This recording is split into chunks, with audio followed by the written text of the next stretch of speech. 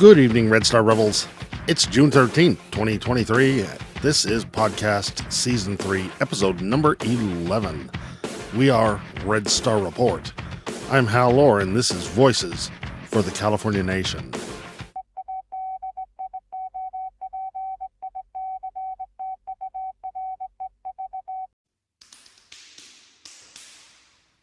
For those who are unaware, I am now hosting the Friday edition of Rebel Alliance News on KPFK 90.7 FM Los Angeles, which has given me the dubious title of probably being the first California secessionist with a recurring role on a traditional mass media outlet in a major market.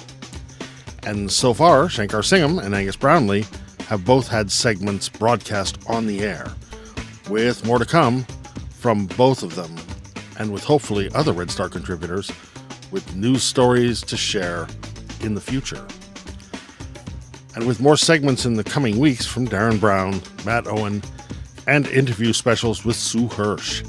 So Red Star Rebels, new content, new contacts, and some new and some familiar faces. And not a moment too soon. With Gavin Newsom declaring war on Ron DeSantis, the Christo-fascists declaring war on the entire queer community, the federal government declaring war on the social fabric of America, and the MAGA hat Republicans declaring Civil War 2.0 on all of so-called woke America, Red Star Report returns. This is not a drill. This is not a comeback. This all starts now. We are Red Star Report, and this is Voices for the California Nation.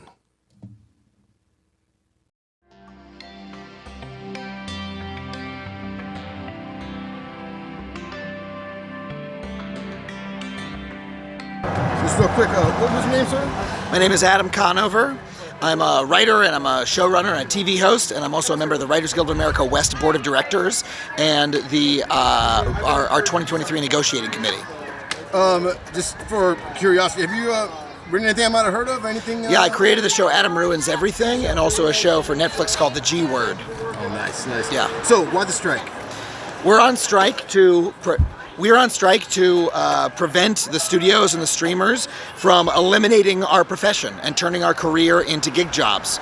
They want to eliminate the writer's room, and they want to force screenwriters who write movies to do endless revisions for free.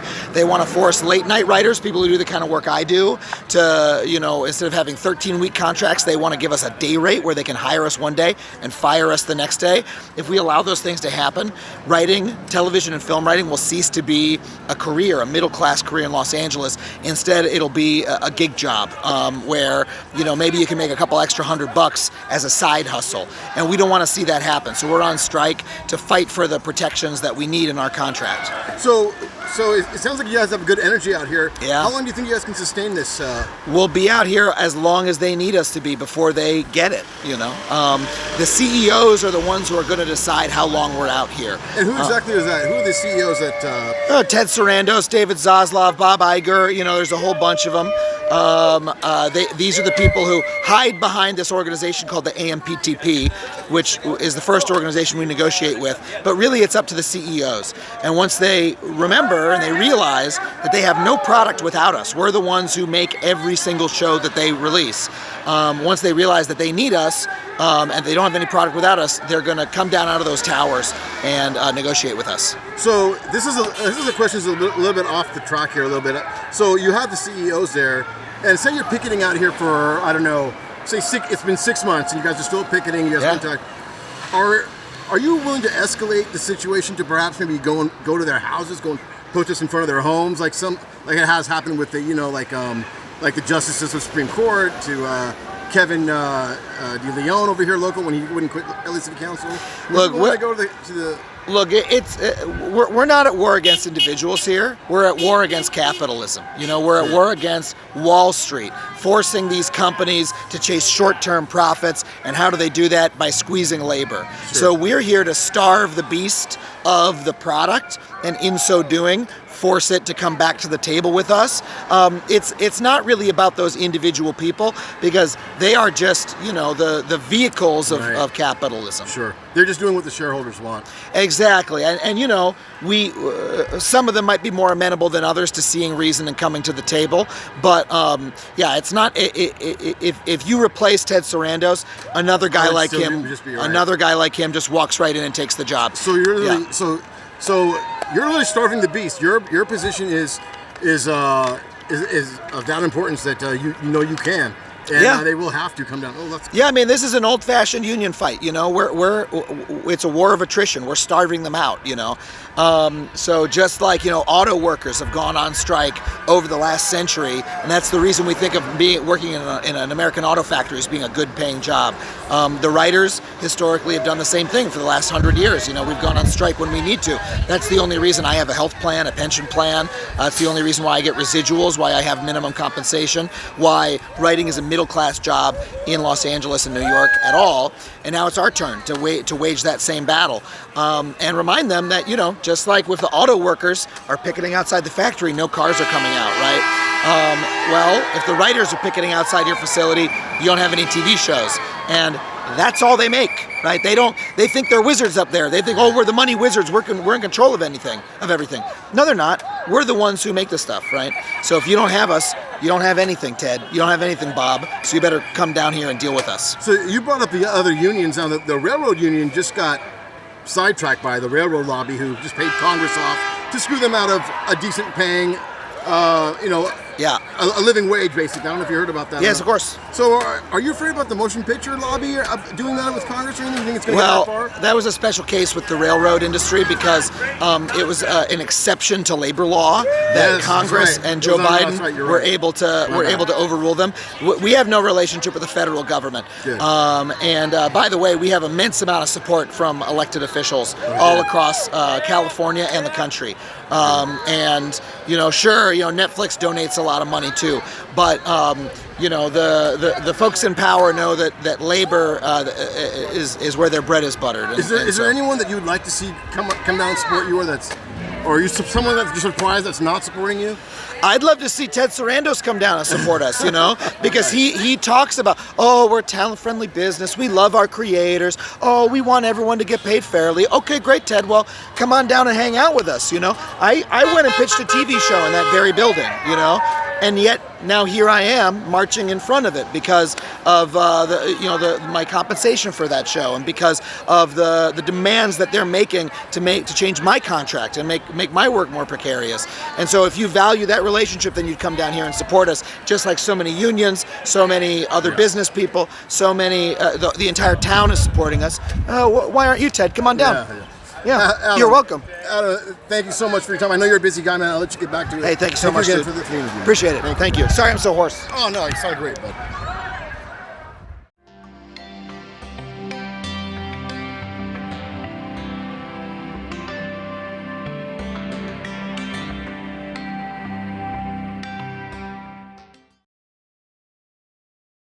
Just to give you a little taste of what's coming as Red Star Report grows, yes, that was Shankar Singham interviewing Adam Conover of Adam Ruins Everything fame at the writer's strike for a news clip for KPFK. And although Adam isn't entirely sure about his position on California independence, Red Star Report does appreciate his taking the time out to talk to us.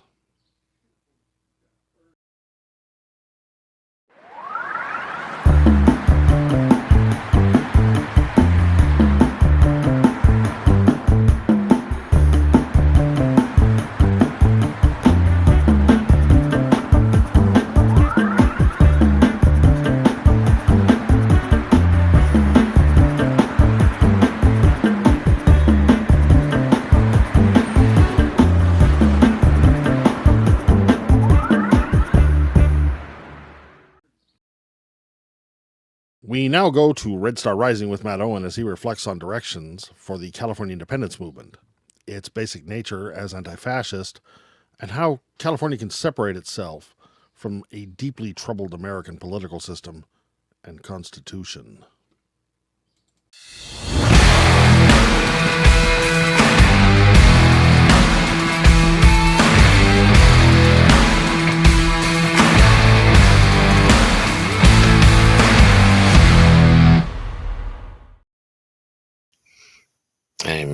reflecting on where do we go from here as an independence movement. Well, that which has compelled us from the very beginning to seek California's liberation from the U.S. has always been the rise of fascism. Now it's galloping apace with openly fascist legislation coming out of the red states and arcing across between them. And they are taking aim at the U.S. federal government to make complete the fascist takeover nationwide. That's something we Californians will never stand for. We'll leave before that happens. Reflecting on our victory over fascism in the Second World War, something good did come out of it. Not just the United Nations as a place to try to resolve differences peacefully, but a positive outcome. And that the cause for which we all fought was set forth in this document, the Universal Declaration of Human Rights. All human beings being born free and equal in dignity and rights. Everyone is entitled to all the rights set forth in the Declaration. Life, liberty, security of person, no slavery, no torture, a person before the law, everyone entitled to equal rights, everyone entitled to an effective remedy by the competent national tribunals, no arbitrary arrest or detention or exile, full equality and due process, presumption of innocence. These all sound very familiar because they are taken from the U.S. Bill of Rights, as are most of these. Freedom of movement, right to seek and enjoy other countries' asylum from persecution, as people will be coming to California from the red states, seeking asylum here. Right to a nationality, and to change that nationality, if they so choose. Freedom of religion, right to own property, and to not be arbitrarily deprived of it. Freedom of thought and expression and opinion, peaceful assembly, not to be compelled to assemble, take part in the government, the political right.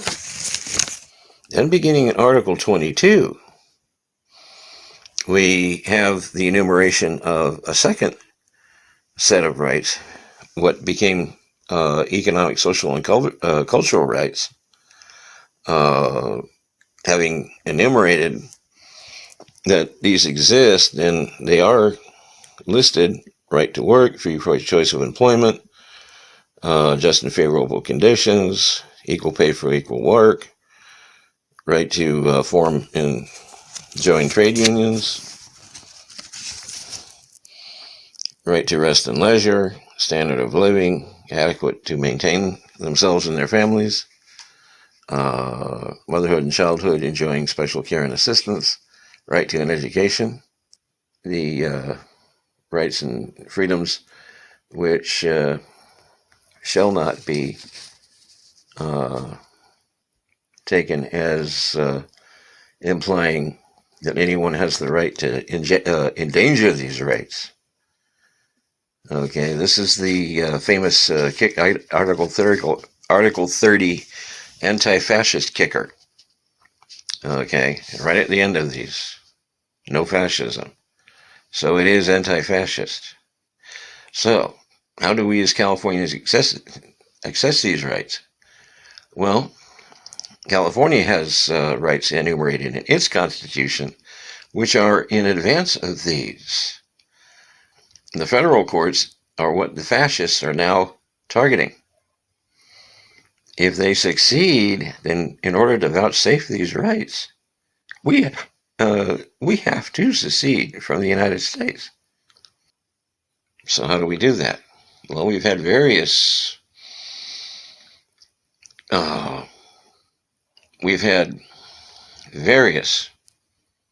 attempts to circulate petitions that loosen our ties to the U.S. But the simplest way is to simply delete the references to the U.S. Constitution from ours, right?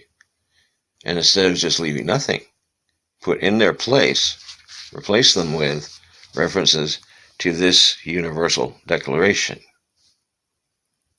vouchsafing these rights in California. We can turn that corner, and in turning that corner, we will turn decisively against fascism. And our purposes will be made clear to the world and to those fleeing to California to escape persecution, particularly fleeing from the U.S. They'll have a positive alternative that enjoys the status of international law. Coming to you before the one flag that the fascists fear and hate above all others. Viva Gran California Libre.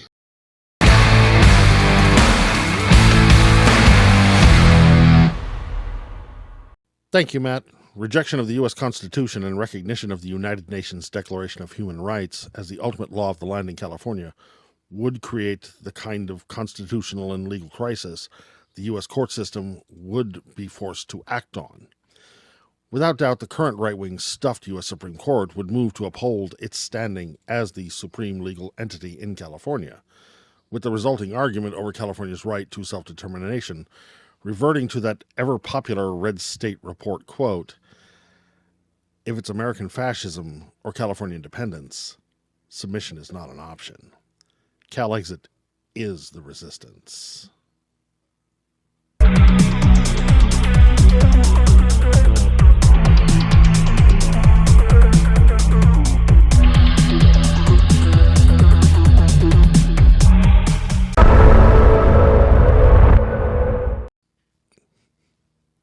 Next up, we go back to Shankar Singh with Activism in Action as he takes a hard look at the core of white supremacy that makes up the core of the American right's so-called traditional values.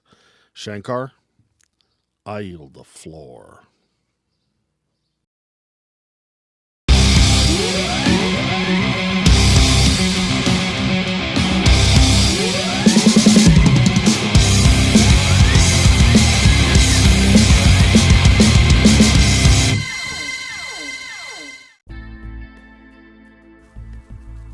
Thank you for checking out another episode of Activism in Action.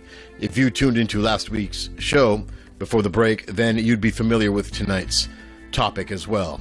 My intentions are to repeat this message and make this mantra of a subject matter heard on all outlets until the major media itself is normalizing its content and hopefully evolves into a well-deserved solution.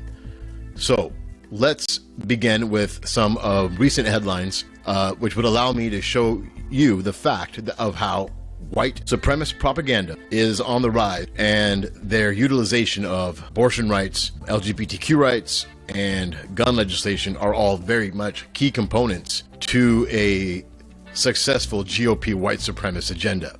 Let's get started, okay?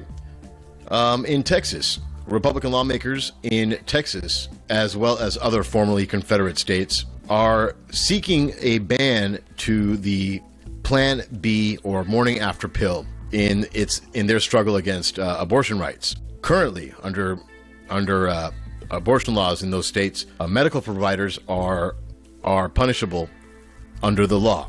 But State Bill 2709 in Texas would penalize the use of Plan B emergency contraceptive. The new mandate would make patient responsible as well, sealing the abortion debate closed in Texas. This is the antithesis of Roe versus Wade. But one must ask, Plan B doesn't affect a pregnancy. In fact, it only affects the zygote or the egg. There is no pregnancy to terminate with Plan B. It's mostly prevention. So why would the Nazis, the white supremacists, the GOP, want to make a contraceptive illegal?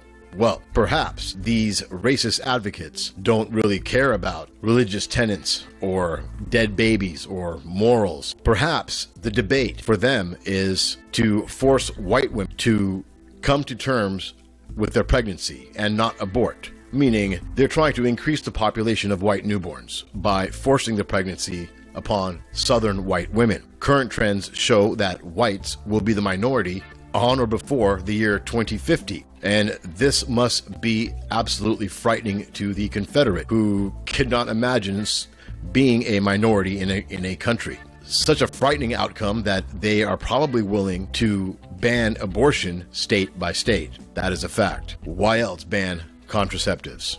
In other news, Patriot Front has the elimination of the LGBT community in its sights. It's on its agenda as its #1 priority. Aside from the weekly Saturday protests and taunts at LGBT gatherings and rallies, they have targeted school districts, so much so that quite a number of U.S. school districts have banned pride flags and rainbow-themed objects. School districts in Washington, Utah, Oregon, Missouri, Florida, Pennsylvania, Wisconsin, New York, and even right here, unfortunately, right here in, no surprise, Huntington Beach, have banned pride flags and rainbow anything in the schools. Target stores have now also caved to the white supremacists. After roughly 10 years of celebrating Pride Month, this year Target has seen the dramatic increase in intense customer-employee confrontations and incidents of Pride merchandise being thrown on the floor. Violence, folks. Target confirmed that it has moved its Pride merchandise from the front of the stores to the back in some southern stores after confrontations and backlash from shoppers in those areas, which again would be southern Confederate states. No confrontations in California have been reported, but Target stores removed items from their stores in California as well, which may not have been a wise move if the LGBT community decides to react. But where is the LGBT community? What are they doing to fight back right now? Are they marching? Are they boycotting anything? Nothing. As a cisgender man, I am ready to step in front of the LGBTQ to defend them. And all I would ask is that you've got to be behind me, LGBTQ. Where are your Harvey Milks? Where are your Sylvia Riveras? They should have been out and loud yesterday. We cannot haste any longer. This is an attack upon your well-being and livelihoods. And finally, gun legislation. Before we get into the story, Activism in Action would like to remind you that today's mass shooting was brought to you by Wisconsin Senator Scott Allen, Republican, whose brilliant idea about arming teachers is as fresh as the blood on his hands from today's massacre. Wisconsin. In the worst shootings in Wisconsin history, 5 people were killed Wednesday by a gunman during a rampage on the Milwaukee campus of Molson Coors. The gunmen died by suicide, bringing the total of known dead so far to 6. Initial accounts from Milwaukee Journal-Sentinel indicated that at least 7 had died, but that number has since been clarified. The shooter was a 51-year-old Milwaukee man who died of a gunshot wound, Milwaukee Police Alfonso Morales said. Molson Coors CEO Galvin Hattersley called the shooter, now get this, an active brewery employee. Wow. Right-wing Republican lawmakers in the state are preparing for the race war they anticipate to be happening real soon. Any impedance to access of firearms would be detrimental in their struggle against these inferior races. Today's massacre in Wisconsin is a necessary loss in light of the bigger picture of white dominance. But the senators do wish their thoughts and prayers to today's fallen. Lastly, on Monday, nothing could be more analogous to my assertion of white supremacy rising than the blatant attack on the White House by 19-year-old Vai Kundala. After his attempt at using a rental truck to crash through protective barriers that surround the White House compound and an attempt to kill President Biden, the police arrested Kundala as he was holding a 3-foot by 5-foot Nazi flag, screaming praise to Hitler to the press and media who surrounded the Nazi as he was under the custody of the Capitol Police. Now, I bring this story as it shines a light on my background and hopefully informs others as to the extent of hate and supremacy and its prevalence around the world. In saying that,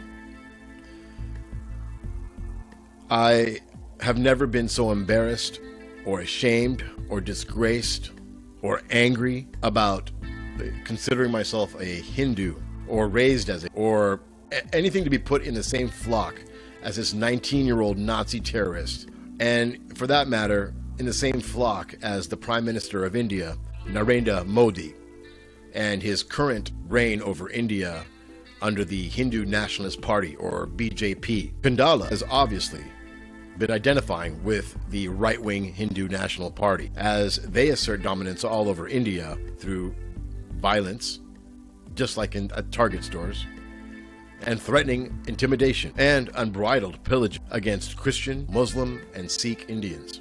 Even though I share a common belief and culture, they are racist, and all racists must be eliminated completely. Any remnants of their existence will only bolster future generations to fall into the same trap of feigning victimhood and blame game tactics used by racists to grow and garner and maintain power. The use of violence in India has caused tens and thousands of non-Hindu nationals to flee India. In fact, it makes Indian nationals the second largest ethnic group entering our southern border through Mexico that are undocumented. Kundala is evidence of ripened right-wing racist ideology come to fruition right here in the West. Take heed, California. They are a festering virus and must be utterly destroyed. Lastly, today there are over 60 white supremacist groups in California. If you're interested in getting more information about one of these hate groups, Red Star Report would be happy to put you in touch with a right-wing Nazi organization near you. Simply email myself or Hal at redstarreport.com, and we can exchange info or put you in touch with other people with similar interests. Again, that would be Shankar at redstarreport.com and Hal at redstarreport.com. And we'll put you in touch with people of the same mindset and give you some addresses of some good Nazi organizations out there. With that, I'd like to thank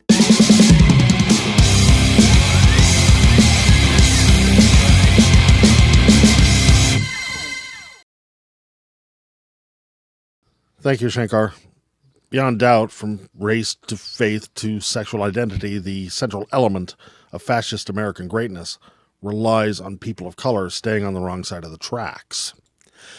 A hell and brimstone Christianity that shames and condemns everyone, a system that relegates women to be barefoot and pregnant second-class humans, and laws that force the entire queer community to be closeted out of sight and out of mind.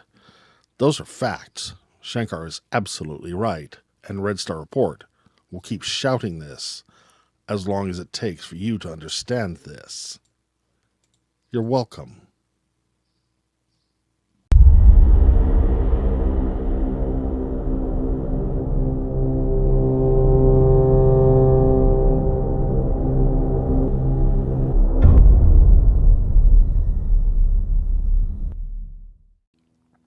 That was fun. Let's go to talking points.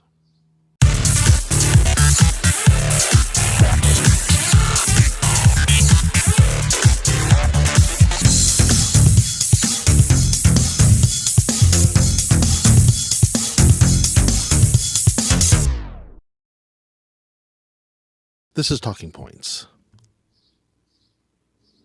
The ultimate resistance to U.S. fascism is California independence. And I really don't care whether you agree with me or not, because the truth is funny that way. It doesn't care what you think or how you feel about it. So let's talk about June being Pride Month, at least here in the nation state of our California Republic. But in much of red state, America, this Pride Month is taking on a whole new meaning. It's an LGBTQ call to resistance over the political and even physical assault on the queer community's basic human rights.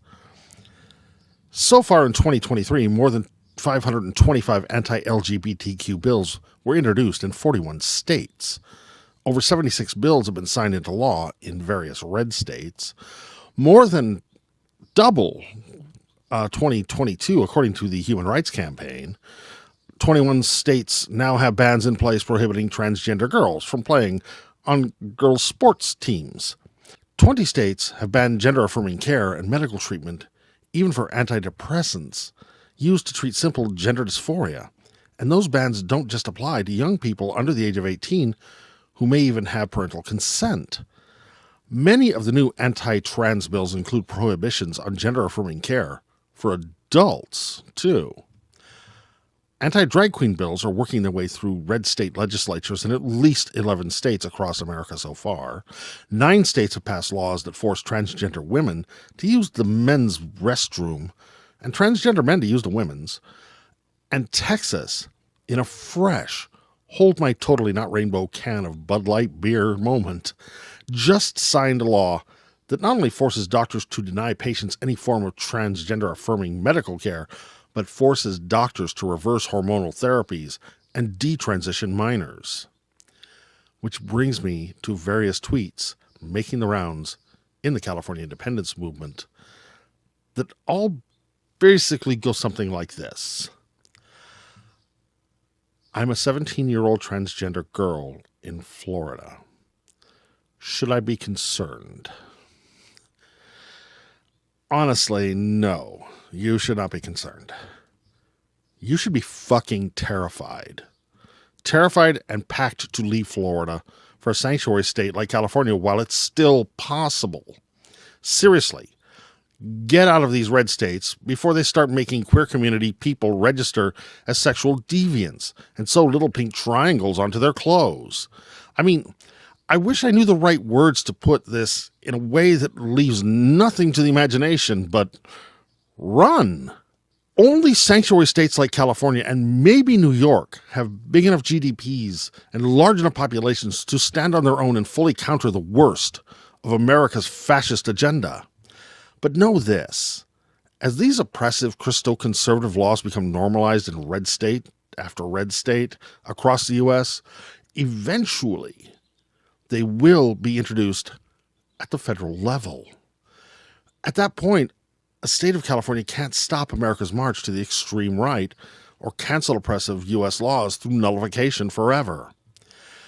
Which is one of the reasons we say the ultimate resistance to U.S. fascism is California independence. Look around. Look at the way anti-abortion laws in places like Texas are fast developing into more and more repressive laws across America that are designed to restrict pregnant women from even leaving the state for treatment without facing bounty hunters, massive fines, and possible prison time. So, girl, should you be concerned? Seriously? Think Jewish person in 1936 Germany. The Nazis didn't go from beer and strudel to concentration camps overnight. It happened with the legal passing of a series of more oppressive laws supported by the courts over time while people kept telling each other that it can't happen here. Just like what's happening now to what you believed were your fundamental human rights in right-wing America's MAGA vision for a fascist future. So, wake up. It's really happening. This is not a drill. American democracy has been canceled. Life, liberty, and the pursuit of happiness are now subject to terms and conditions. And the Democratic Party, America's establishment left in Washington, is powerless to stop it, no matter how many times MSNBC tries to reassure you. Just look at the Democratic Party's 50-year-long do-nothing total failure on protecting Roe v. Wade. Now they want to fight. Yeah, sure. Just send them money. But dude, game over. Gay rights, civil rights, human rights, voting rights, immigrant rights. The fight for the soul of America was lost before it even began. For a century, U.S. progressives have fought a losing battle to force Americans to evolve past their historic prejudice and hate. And still, These things persist generation after generation after generation as societally acceptable with zero change all across the country. Half the nation. Need more? The Human Rights Campaign just released an emergency declaration calling a state of emergency over anti-LGBTQ laws passed across the U.S. and growing incidents of physical attacks committed against members of the queer community.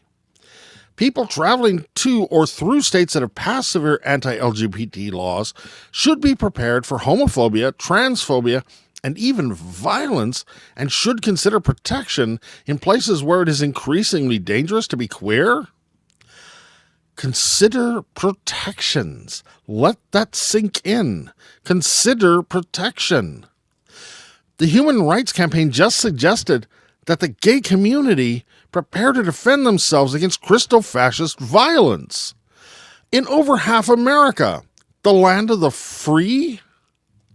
What does that tell you about the short and long-term future of the gay community in the remaining United States?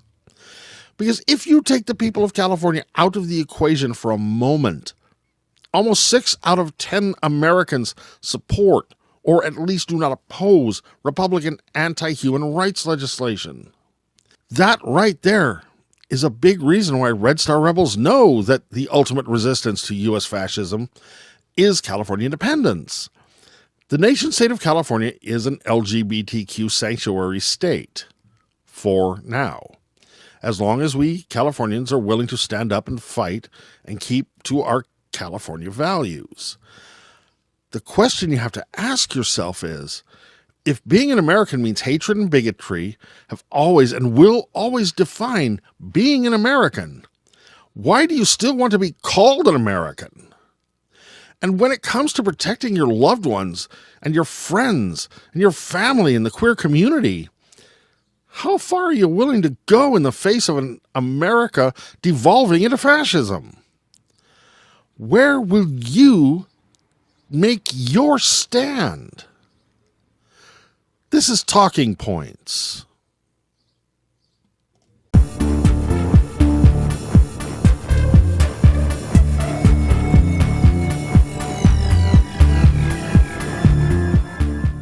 That's podcast number 11 of our 3rd season. Busy.